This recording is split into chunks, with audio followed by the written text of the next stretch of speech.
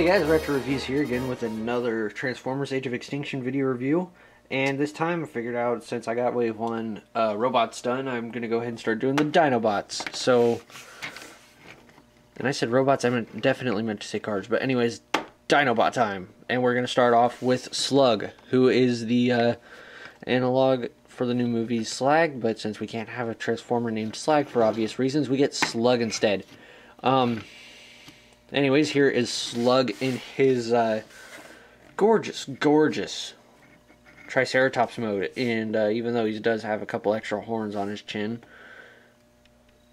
makes him a 5-horned dinosaur, so more like a Quinceratops than a Triceratops. But paleontologists will weep.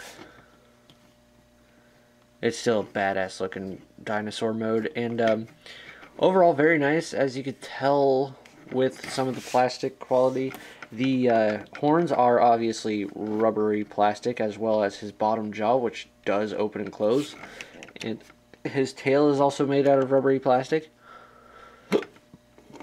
And I got the hiccups. And it does also come with these swords, which are done in rubbery plastic and can actually fit into the holes of in the side of his body. And he can clothesline people, I guess. But, fairly decent. Go ahead and show him off next to a Generations Deluxe class figure in vehicle mode. There is Bumblebee from IDW Comics. So, as you can see, very nice sized. And here he is with High Octane Bumblebee and his robot mode. Show him off in the different wave mates, and just very nice. He does have some articulation in dinosaur mode, but it's kind of it gets kind of limited just due to all the chunks of robot and mesh and like all this. How chunky of a figure he is what I was trying to say. It gets to a little bit limited. He does have hinges in the front legs, as well as ball joint in the shoulder, and then ball joint back here in the leg, as well as toe.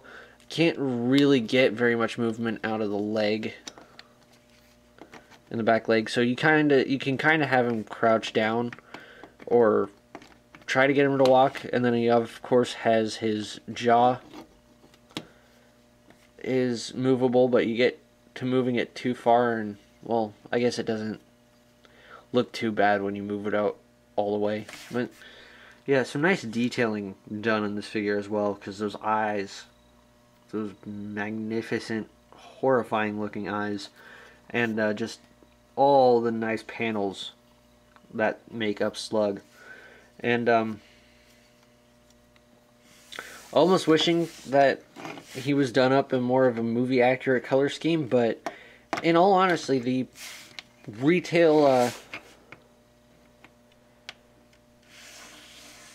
Cybertron Sentai Dino Rangers team colors that are going on, they actually don't look all too bad. So kudos to them for actually choosing some different colors for choosing colors to differentiate the characters, as well as make them look pretty good in their individual modes. So now going ahead to transform Slug, we're going to start off by folding this part of the tail up, and then folding this other piece of his back up a little ways. Take his back feet and fold the toes all the way up, and then rotate those out, and then fold out his new robot mode feet out like yay. And then go ahead and stand them up. And this whole part is where it gets a little tricky because of clearance issues. I found out. So it gets a little tricky trying to get everything to make clearance and work. So we're gonna unpeg his sides and fold them out. Those are going to become his forearms. And then we're going to go ahead and split this stuff apart and try to get his dino head to move down and his dino legs to fold up. And then click that piece into place. It makes a very soft click, but it still clicks nonetheless. And then there's a tab on the back of the dino leg that goes into that slot in the side, and that pegs in just nicely. And go ahead and do the same over here. And then, yes, fold up these panels together and fold the fist out. You can do them either one at a time, it doesn't matter. And then fold these panels down to clear up his shoulder kibble. And then get his head folded up. And there we have Slug in his robot mode.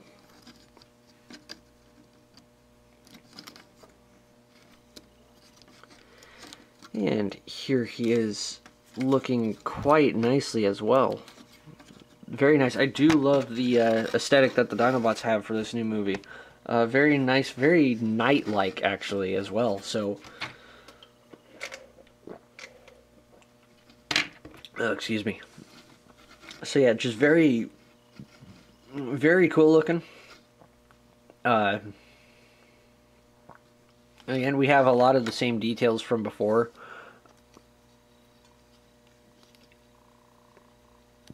We do have the panels that make up his sides are now his forearms. His dinosaur head split in half to form his shoulder pads. And his back legs for the dinosaur mode are now his legs. And we do get a new head that we haven't seen anywhere on the body yet, which is a nice curved forward knight-like helmet with a dark blue in there for his eye lens thing. So we have that, and then he's got a lot of spiky details on the back, which do look pretty nice when you get them all. But really, we're not going to be looking at him from behind, hopefully for the most part. But now articulation-wise, he does have a ball-jointed neck. Although it does get a little limited, he can only move that far forward or side to side, and he can only bend it down. He can't bend it up without popping it off the ball joint. He does have ball-jointed shoulders, as well as hinge in the elbow, and also a swivel at the base of the elbow for some faux forearm or faux bicep swivels. You can argue that the transformation hinge for his wrist gives him a wrist swivel. Or not a swivel, more just like a hinge in his wrist. And he does have a waist hinge, so he can rotate his waist side to side, which is actually nice considering neither Bumblebee nor Crosshairs had any waist articulation.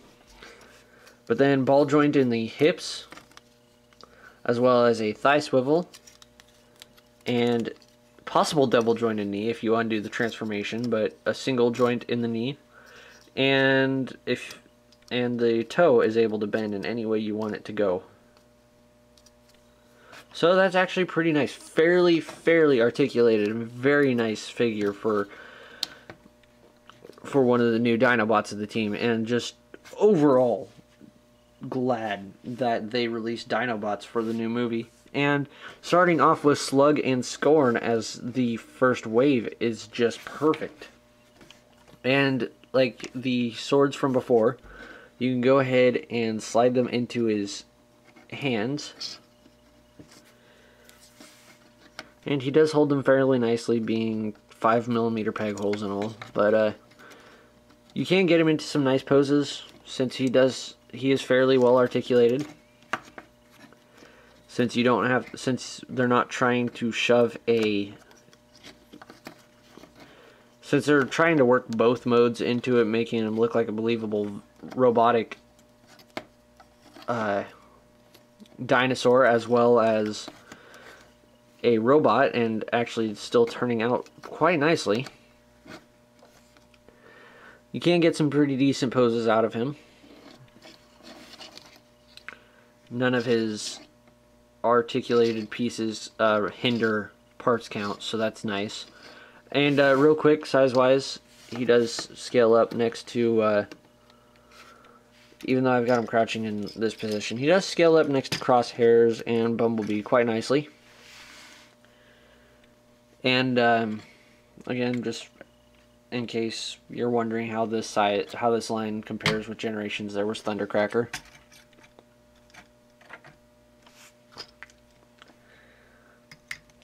But again, overall, really a great figure. I highly recommend him. In fact, I do recommend almost all the Dinobots. It's just, he's great. And, yeah, just overall, really great figure. So, if you're looking, especially if you're only looking to pick up the Dinobots, I do strongly recommend getting him. Of course, if you're picking up the Dinobots already, you're already set on getting him. Then there's also the other possibilities of getting him. There is the Amazon Japan exclusive where he is G1 colored. And then there is the San Diego Comic-Con exclusive where he's G1 colored with some chrome and some clear bits from before. And it looks all over pretty nice. So, but I do highly recommend this version if you're not worried about the color scheme, or if you plan on buying the retail ones and then painting them up yourself to look more movie realistic or movie accurate, then by all means go ahead and pick them up. So anyways, this is Ratchet Reviews. I hope you guys liked this video review, and I will see you again next time.